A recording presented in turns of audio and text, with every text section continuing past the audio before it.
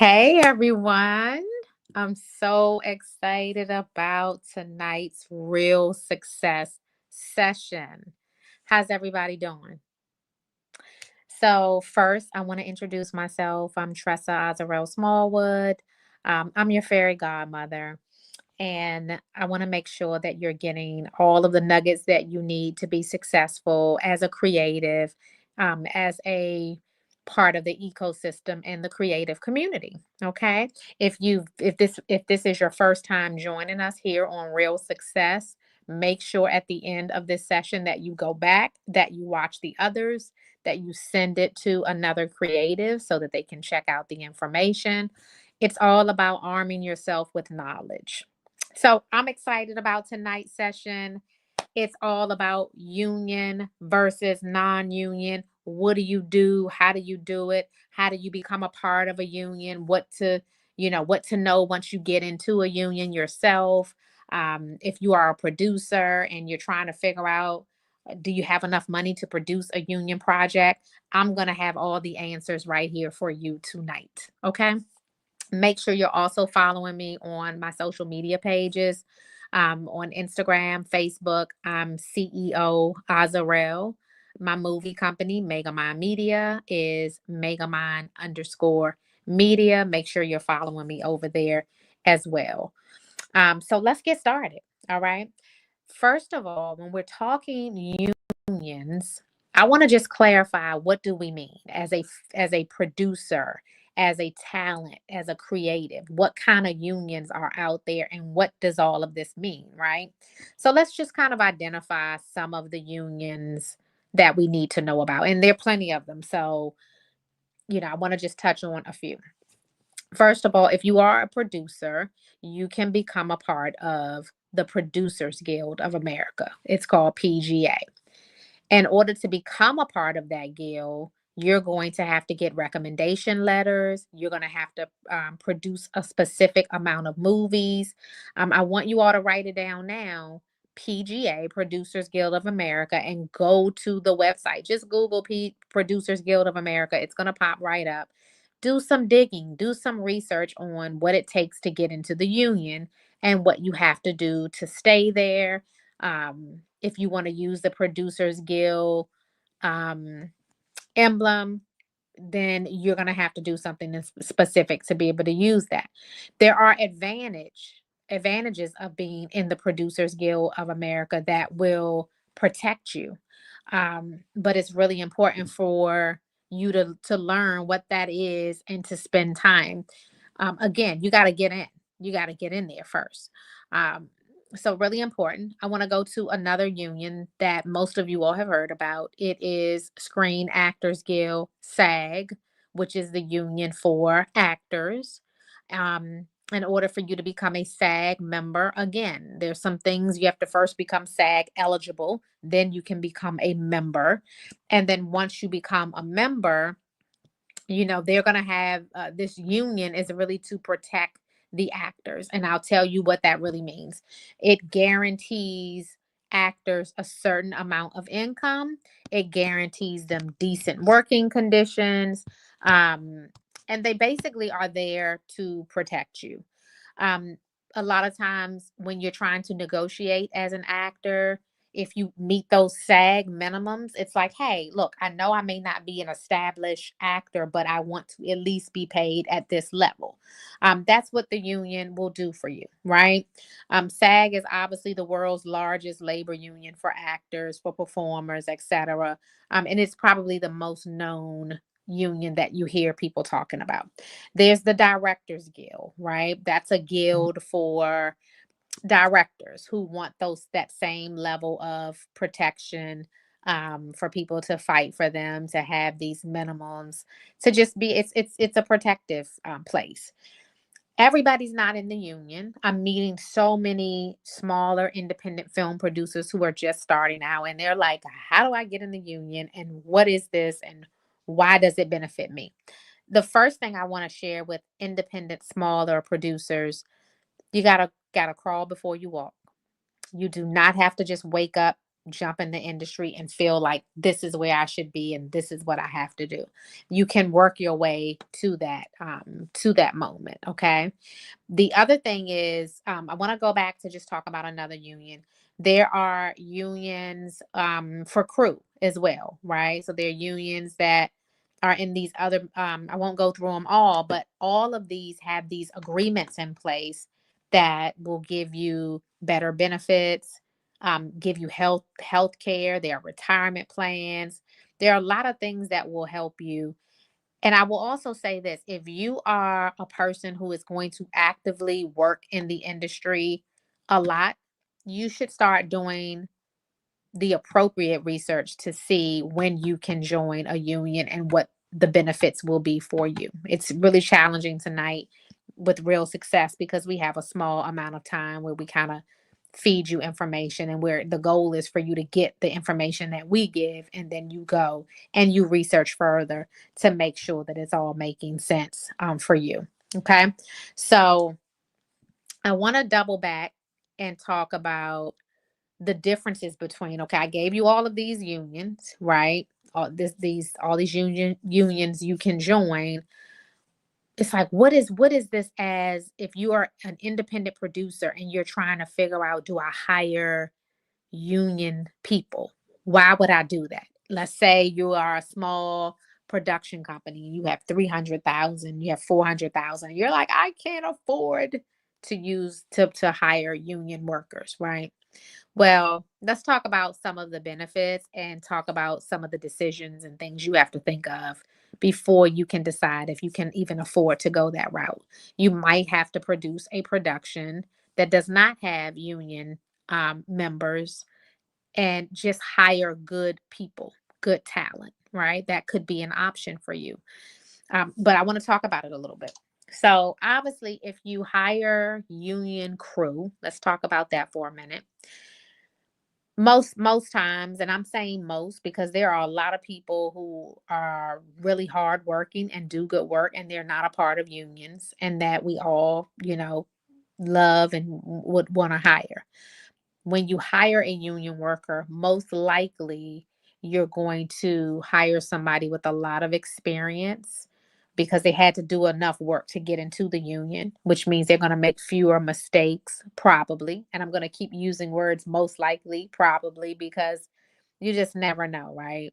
Um, it's more likely that a union crew member is going to show up on time. They don't want to have any bad reps going back. Nobody speaking badly on them, like, hey, they were late. Nobody should be late anyway, whether you're union, non-union, right? We're all professional and we need to be on time. But a lot of times, if you have a union worker, they're going to do certain things because they don't want you calling any of their higher ups on them, right?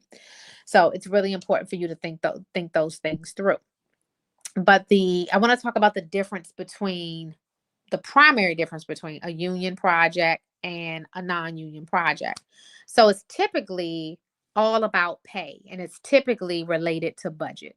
So I'll go back to a movie, an independent producer, filmmaker. If you're producing a movie at the $300,000 range, you're probably not going to have enough money to go union, right? Because you can't pay all of the fees that are associated with being union. And I say probably because I've met a couple of filmmakers that were able to do it. You just have to be very, very creative when you're going to do that. But that is typically the biggest factor when determining whether you're going to be union or non-union, right? If you are non-union, then that means you really have to have your stuff together because you have to audition and try to find the best of the best talent that are non-union, right? And that's going to take work. That means you need a casting director, you need somebody that's plugged into talent, letting them know it's a non-union project and I'm looking for good talent, right? And so you're going to look at these auditions and find the best talent that you can. I think the other piece to that is, when we're talking about the major differences, when you go to hire your crew, you need some recommendations. You need to know who has hired this crew member before, so that I can see, Did they do a good job? Do they have recommendations? Would these people hire them again? Right? Because you don't want to mess up your production. The other thing is when you're doing this, you should learn the rules of the unions and try to model your productions off of what those unions would do, so that way when it's time for you to jump in and produce a union movie, you know what to do. You know that you shouldn't go overtime when it's time for people to eat, right? You know that your talent needs the right accommodations, right? You don't want to go anywhere and not have the right accommodations, right? So you treat people like you would want to be treated. But if you start to learn the rules of the union now and you apply those if you are producing a non-union project, it's going to help you when your budgets increase and you're able to go to that next level. Hoping that that makes sense for y'all. Are y'all feeling it so far? You feeling it? I love it. I love it. Um, so I want to, yep, that's cool. I'm gonna keep going.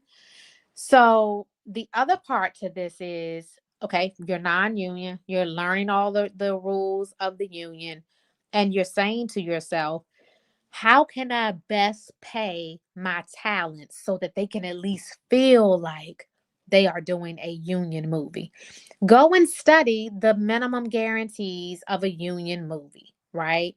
And look at your budget range and do your best as a filmmaker, as a producer, as a casting director to offer some income that really makes sense for your talent, because all you're doing if you're a new producer is trying to build yourself up to make this make sense. Because one day you're going to have, say it with me, manifest it with me, that you're going to produce $1 million movies, whether it's a $2 million movie, it's a $4 million movie. That is going to be you who's going to come on the way, right? And if you're going to do that, the learning should start now. You should start asking the questions now to make it make sense. Now, I do want to talk about something related to SAG that I feel a lot of independent filmmakers do not know, right? So if you are someone who you've never produced a union movie before and you're preparing to produce a union movie, couple of things you should know. First of all, make sure that you are under the right contract, right? At the union for SAG, when you're going to get your talent, there are all of these different agreements that you can fall under. And with these agreements, there's moderate low budget, there's new media budget, there's all of these different ways to go in a basic agreement. You got to learn what all of those agreements are. You have to spend the time doing it. What better time than before you go into production, right? To just sit and just learn and start to arm yourself with knowledge, seeing what these different agreements are and which ones do you think you would fall under, right? Always ask your SAG representative to make sure you're using the right agreement, right? When you get this agreement, there are pages and pages and pages of rules. And with these rules, you need to study them. If you do not study the rules, it will cost you money. Your lack of studying will cost you money. I will say that again. So you need to read it, right? One of the things that I feel like is a big shocker to a lot of independent producers is they don't realize that they're going to have to pay a bond, a SAG bond.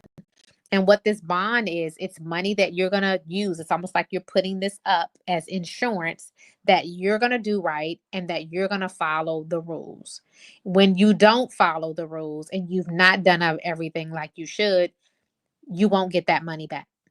You can get that money back if you've done all the things that they've asked you to do.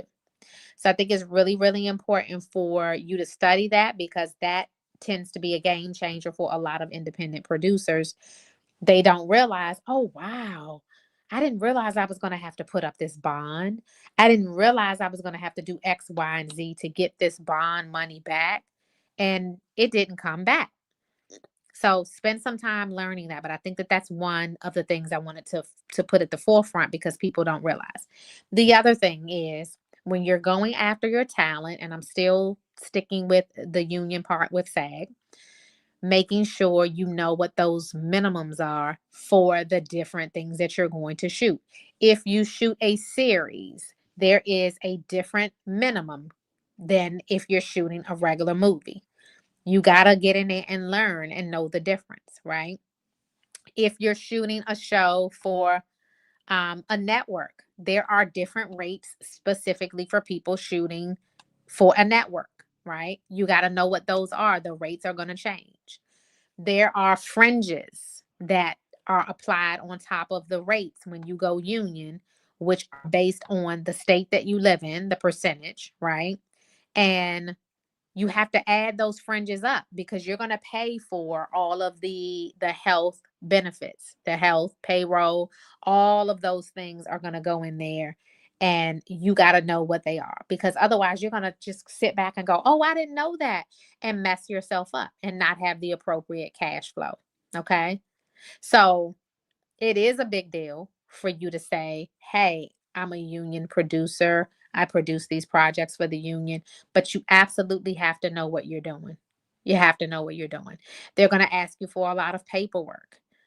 Who is going to be the person who is going to manage all the paperwork that is due to present it in an orderly fashion, making sure you've signed off on everything? You've got to be able to do that, right? Your health and pension, making sure it's paid through your payroll company. Whatever payroll company you're going to end up using, they need to be able to pay all of these benefits, right? It's not just jumping out there saying, hey, look at me. I'm doing this. I'm doing a union movie. Know what you're doing. Know what you're doing. Okay. Now, didn't tell you all of that to scare you away. Telling you this so that you'll know knowledge is the key. Spend some time getting the knowledge before you jump out there.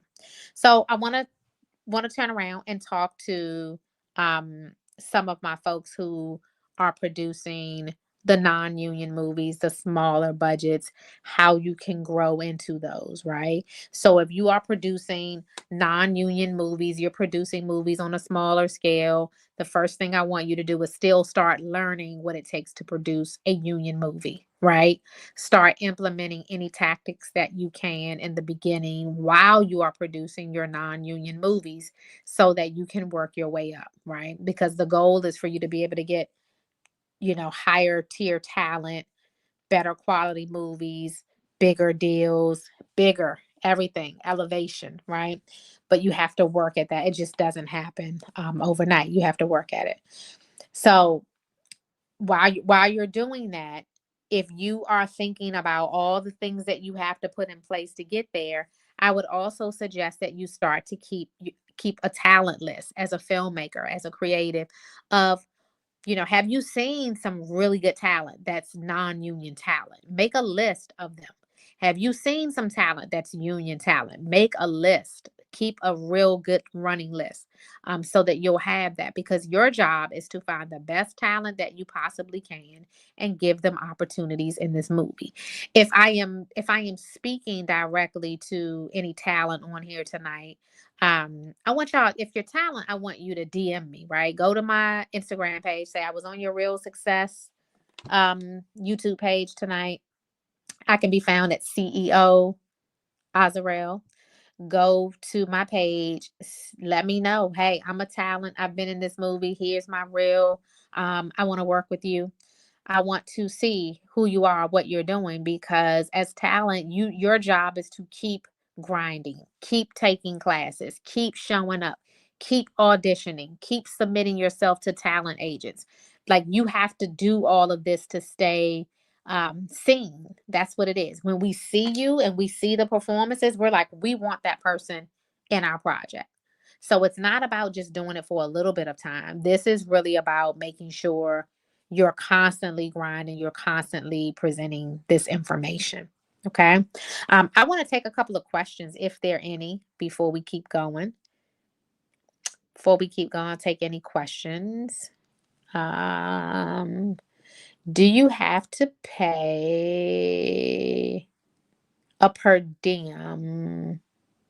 Yes, yes. So you have to pay per diems when people travel.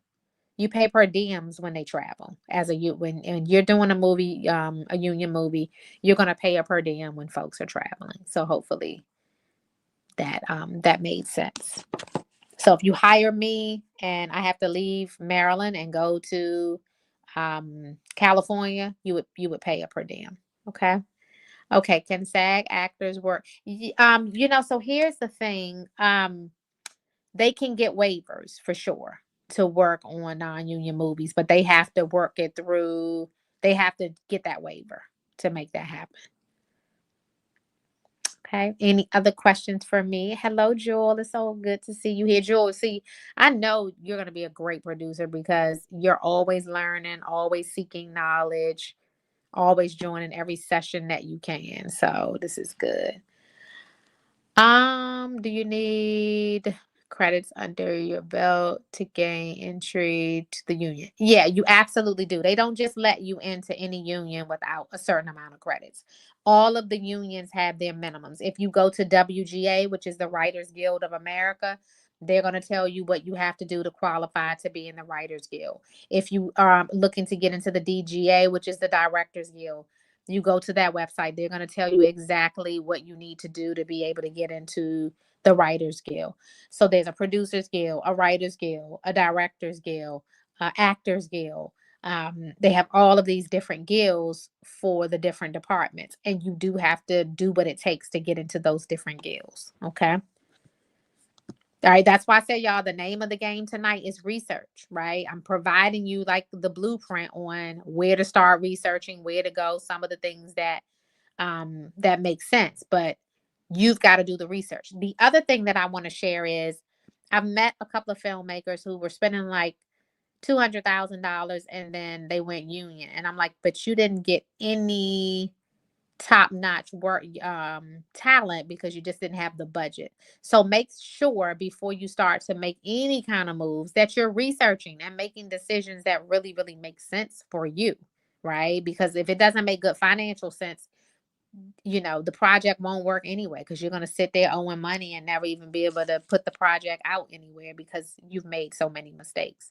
So let's make sure that you're thinking things through, ask questions, okay, to be able to make this work. Okay. All right, y'all. So tonight's session was very easy. Just a little bit about unions, to give you some knowledge. I want y'all to go back and listen to my other real success sessions. Is there anybody on here who has listened to them all? Go, let me know if there's anybody who's listened to them all. You should binge watch them. They're short. They're typically 30 minutes or less. You should be able to go and binge watch them all and have a lot of knowledge. Right? Okay, guys. So all right, me. I see some me's. I see some yeses. I love it. I love it. Okay, y'all. So share with all of your friends, all of those that you know need to hear this. And we'll be back for more real success the next time. Okay. All right, y'all. God bless. Have a good night.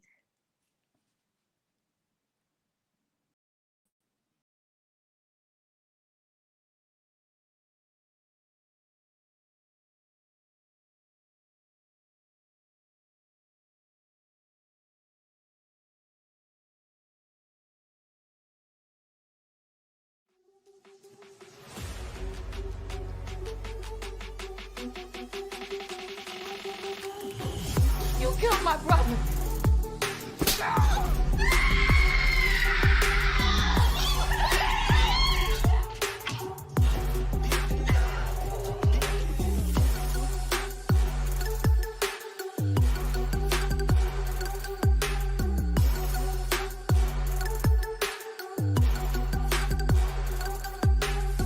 Whatever you pray for is about to happen, so y'all just drink plenty of water, because we ain't stopping. We are on the set of biopic, the Tressa Azarel story, First Lady of EMS. And this is the family. What's up, everybody? Listen, I came to Omega Mindset. It was absolutely phenomenal. Listen, I'm excited about what's going on in them, through them, and by them, and for them. It's going to be amazing. Y'all be looking out for it. All right, take care.